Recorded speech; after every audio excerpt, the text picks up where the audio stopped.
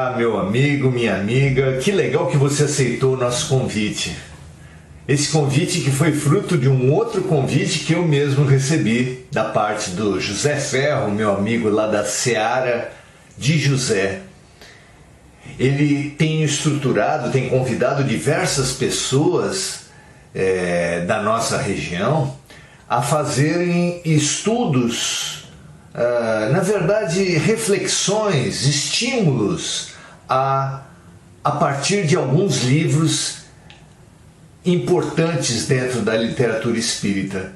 E ele fez esse convite para nós imediatamente aceitamos, porque não se trata de um estudo exaustivo, que nós certamente não seríamos capazes, mas de estimular a reflexão e a leitura das pessoas nesses momentos em que nós, para o mal e para o bem, dispomos de tanto tempo, não é?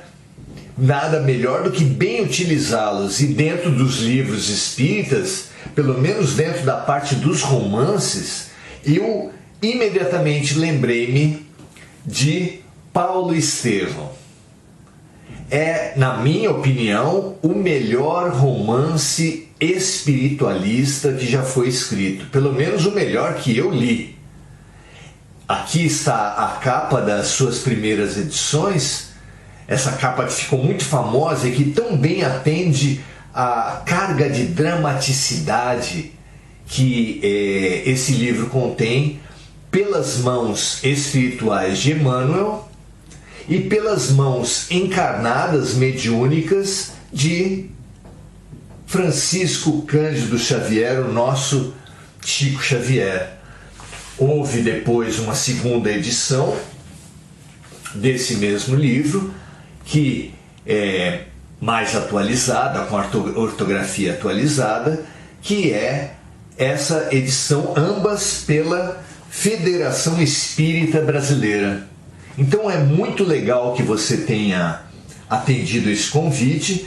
Eu gosto muito desse livro e já o li 4 vezes e vamos ler uma quinta juntos, né? Com muita alegria que a gente leva esse livro até vocês, pela riqueza, pela profundidade e que a gente adentrou dentro dos nossos limites, inclusive para fazer o nosso livro Saulo e Paulo, que fala exatamente da transformação interior, já que Paulo, ao lado de Madalena, são os dois grandes símbolos da transformação que pode ocorrer, que precisa ocorrer, que nós somos chamados a realizar com Jesus. Ambos os personagens cometeram equívocos e ambos os personagens promoveram uma luminosa transformação no trabalho da Boa Nova. E pretendemos abordar nesse trabalho os 20 capítulos previstos no livro. O autor espiritual fez a separação em 20 capítulos, 10 deles numa primeira parte, que é mais referente ao homem velho, a Saulo de Tarso, e os 10 últimos capítulos referentes ao homem novo, a Paulo de Tarso e sua maravilhosa missão de disseminação, de propagação, de exemplificação do Evangelho por todo o chamado mundo conhecido de então. Ele, faz a introdução, faz a apresentação, o próprio autor espiritual faz a apresentação e, além dos 20 capítulos já citados, nós vamos utilizar esse nosso momento inicial para falar sobre essa apresentação que ele intitula Breve Notícia, na qual ele responde algumas questões que talvez estejam na sua mente, para situar melhor os objetivos dessa obra. Alguns mais afetos a essa literatura cristã podem falar assim: mas já houve tantas obras sobre Paulo, por que escrever mais uma? pois é essa mesma pergunta que ele, Emmanuel, se faz e passa a responder nessa apresentação do livro. Por que mais um livro sobre Paulo de Tarso? Homenagem ao grande trabalhador do Evangelho ou informações mais detalhadas de sua vida? E imediatamente Emmanuel reconhece que Paulo não precisa das nossas homenagens. Isso seria extremamente desnecessário, mais um louvor, como tantos que têm sido feitos, sem que se dê uma profundidade, seria absolutamente inócuo, não é? Ele se coloca assim, filiando o trabalho, filiando a sua iniciativa, filiando o seu livro a esse campo das informações mais detalhadas sobre Paulo, dentro das quais ele se propõe, Emmanuel se propõe a situá-lo aqui como na sua feição humana, na sua legítima feição de homem transformado por Cristo e atento ao divino ministério. Um homem que se levantou das lutas humanas para seguir os passos do Mestre num esforço incessante. Esse ponto passa a ser o ponto central dos objetivos desse livro e é muito interessante que o leitor faça a leitura dessa apresentação. Há muitas pessoas que desprezam a introdução, a apresentação dos livros. Essa aqui é especialmente importante. E a leitura, nos nossos trabalhos aqui, a leitura do livro será especialmente importante. Eu estimulo que você ou adquira comprando ou adquira emprestando um desses livros. As bibliotecas espíritas certamente terão exemplares, os espíritas de mais tempo certamente terão exemplares, e vai ser muito rico para você acompanhar e ler o capítulo, já que a nossa proposta nunca foi e jamais será esgotar nada da doutrina, já que a doutrina, a fé raciocinada, ela é sempre objeto de estudos, como também é a própria ciência, não é? Muito interessante. Mas quando Emmanuel pretende trazer Paulo na sua dimensão humanizada, alguns podem questionar essa iniciativa, podem questionar o valor que um livro como esse pode ter na transição planetária. E nós precisamos entender que, assim como Paulo se levantou das lutas humanas, no dizer do autor, nós também precisamos nos levantar nas nossas lutas muito humanas nesse período de transição planetária. Porque nós só estamos aqui encarnados por sermos a turma de recuperação, a parte que está na recuperação da nossa turma, cujos alunos mais atentos já se promoveram, alguns até a outros planetas, outros às esferas mais honradas do trabalho com Jesus. É deprimente saber que nós somos a classe de recuperação por não termos aprendido o essencial da mensagem de Deus, da mensagem de Jesus, mas é estimulante a saber que Deus aposta em nós, tanto que deu um lugar, deu um corpo, deu uma ocasião nessa vida, nesse momento solene. Por tantos não tiveram essa oportunidade, exatamente pela figura da classe de recuperação. Vocês lembram?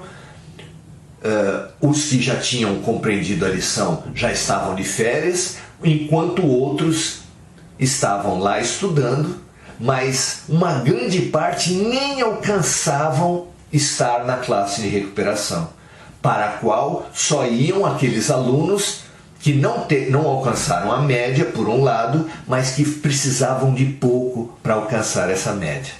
Somos nós. Então, nos situar nessa condição de termos sido muito equivocados no passado, mas que podemos nos transformar como Paulo, como Madalena, é fundamental para compreender a importância desse estudo que nós estamos começando agora. Né?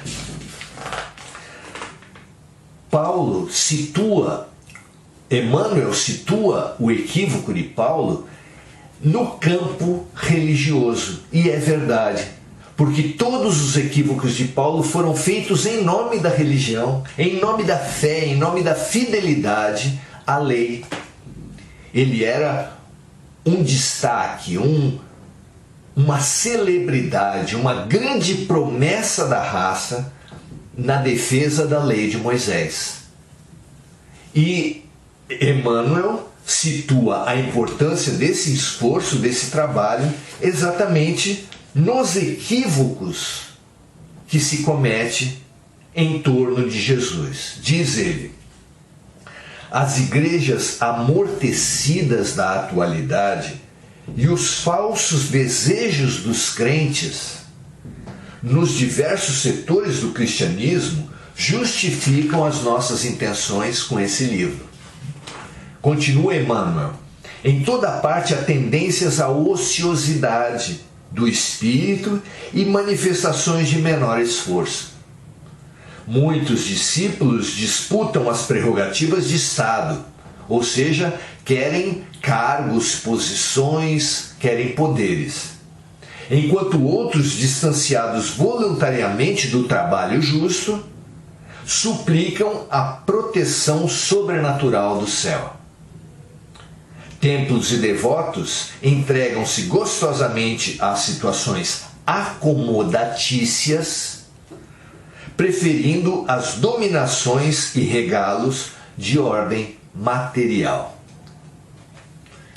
Olha que painel tece Emmanuel a respeito das armadilhas da religiosidade, armadilhas às quais Paulo sucumbiu.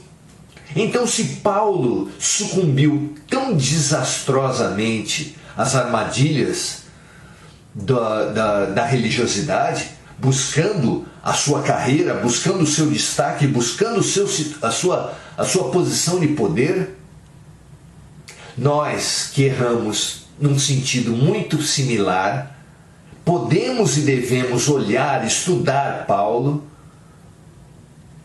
como quem estuda a sua própria trajetória, como quem busca uma transformação, como Paulo procedeu, na sua própria trajetória espiritual. Não é? Emmanuel já imagina, na sequência dessa explanação, que alguns podem pensar: ah, mas Paulo era um puro, Paulo era um santo, Paulo era um privilegiado. Não é? E ele se propõe a enfrentar essas questões. E enfrenta aqui na introdução desse livro, dizendo assim: certo é que o inovidável tecelão, Paulo de Tarso era um tecelão, trazia o seu ministério divino. Mas quem estará no mundo sem o ministério de Deus? Olha que reflexão interessante para nos convidar à reflexão com Paulo.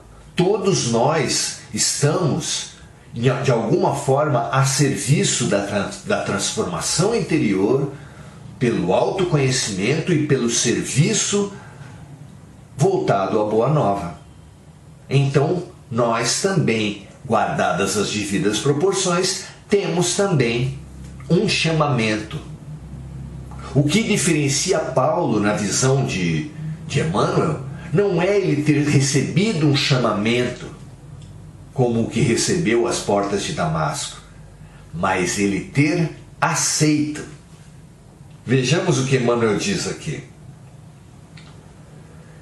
Se a figura de Paulo avulta muito mais aos nossos olhos, é que ele ouviu o chamamento, negou-se a si mesmo, arrependeu-se, tomou a cruz e seguiu o Cristo até o fim de suas tarefas materiais. O que faz, é claro, um convite a todos nós que façamos o mesmo, ouçamos o convite da vida, neguemos a nós mesmos, arrependamos-nos dos nossos erros, tomemos a cruz e sigamos o Cristo, também até o fim das nossas tarefas materiais. Não é? Nesse mesmo sentido, ele continua: foi muito mais que um predestinado, um realizador que trabalhou diariamente para a luz. Encerrando o seu raciocínio, respondendo com dois objetivos à pergunta: por que deste livro? A primeira resposta, as razões, os objetivos desse livro, é exatamente ressaltar a importância desse trabalho, desse esforço individual. Paulo, sem dúvida, é um excelente símbolo do trabalho pela Boa Nova. Como nós vamos ver ao decorrer dos estudos, ele trabalhou incessantemente, arriscando tudo para espalhar e demonstrar nos seus atos a Boa Nova de Jesus. Maravilhoso, né? Então, o primeiro grande objetivo do livro Paulo e Estevão, autoria de Emmanuel, parceria de Chico Xavier, é ressaltar